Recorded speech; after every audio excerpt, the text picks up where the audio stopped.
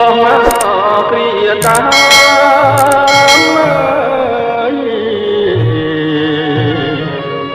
ចិនដាជួយផ្ដាំសន្សើមស្នេហ៍ស្និទ្ធណាចង់តែបានប្រាំមកណែបនិតតែនិស័យចិត្តអូនគ្មានអាណិតបាត់រៀងក្រក្រៃហើយតែគូក៏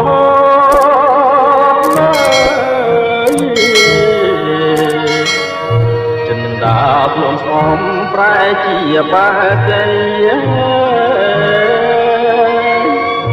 ត្រៀមបដូរជីវិត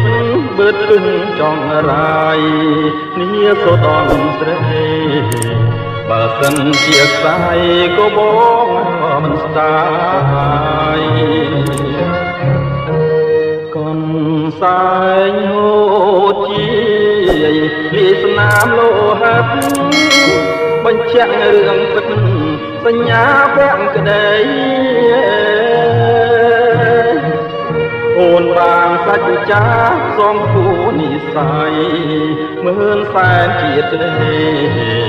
ស្រីបានស្បត់ស្បែស្នេហ៍តែបងមួយកូនសាញក្រហម